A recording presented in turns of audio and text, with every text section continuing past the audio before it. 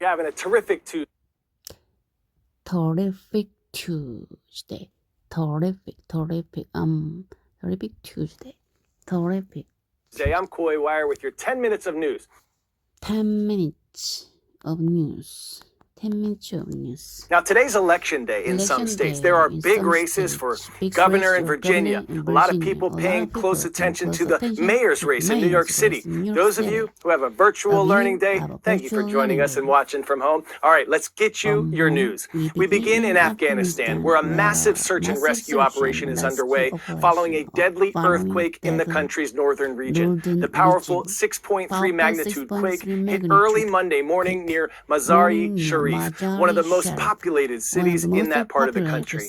As of this taping, government officials say at least 20 people have been killed and hundreds more have been injured. But they expect those numbers to rise as recovery efforts continue. The powerful quake was felt in 3 neighboring countries and briefly closed a key passageway outside the capital of Kabul. It also damaged the iconic Blue Mosque, one of Afghanistan's architectural treasures and a holy site of annual pilgrimage. Afghanistan has endured a series of catastrophic earthquakes in recent years.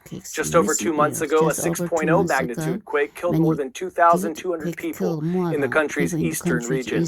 Afghanistan lies at the collision boundary of 2 huge tectonic plates, the Indian plate, which moves northward, and the Eurasian plate, which has been mostly stable. Pop quiz, hot shot. The Adriatic Sea is known for its unusually high what compared to most seas? Salinity or salt content, clarity, tides, or depth. Clarity, tides, or depth. If you said clarity, clearly you know your stuff. Unlike most seas, which are bordered by muddy river deltas, much of the Adriatic coastline is rocky and limestone-based. This means less soil erosion and sediment runoff, so the water stays clear. Water stays clear.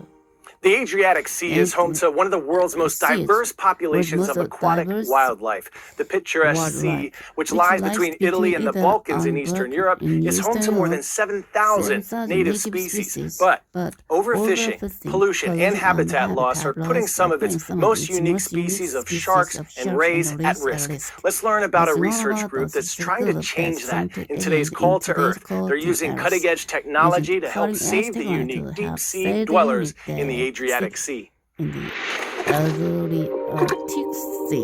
It's pitch black and choppy beneath the Adriatic Sea at night, with only the moon above and a flashlight below to guide the way. But these are ideal diving conditions for Bosnian marine biologist Andrej Gaj, who searches for sharks who come to life after dark. I think the biggest misconception is these are some kind of man-eating, bloodthirsty machines. The majority of the species grow less than a meter. They are small. They are terrified of humans. The more time I spend diving, I actually realize how fragile they are. My team and I decided to come here to conduct systematic research about the number of individuals, diversity of the species, and their key habitats in this area before it's too late.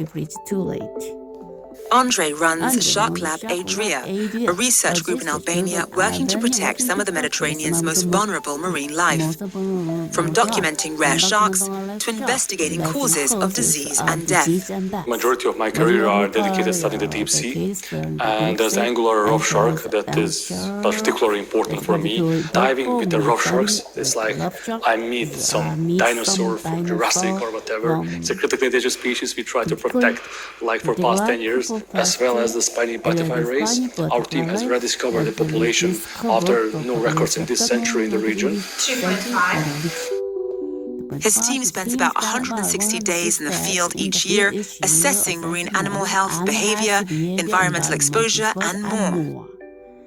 We are now trying to understand the population better, the threats, and what we can do to mitigate. The fisheries is definitely one of the worst. There's also pollution, there's also habitat loss. Climate change is a terrible issue.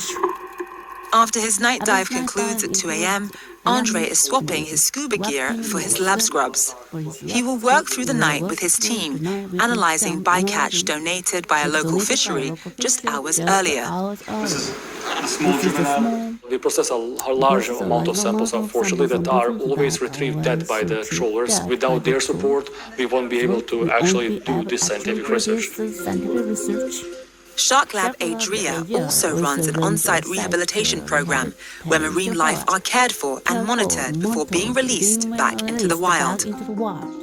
We have a lot of sharks case arrays coming to rehabilitation after being landed or retrieved alive, and most commonly we work with severe traumatic fractures caused by the poor handling and the hooking. Alongside his research, Andre works aboard commercial trawlers, collecting data on bycatch and teaching fishermen how to safely return live animals to the sea. Being on the trawlers, it's a very eye-opening moment. You see the reality, and this is why I tend to call our work being at the front lines of conservation. I think over the past few decades, we somehow split from the nature. And I think this is the right time to take the responsibility for what we are doing to our home.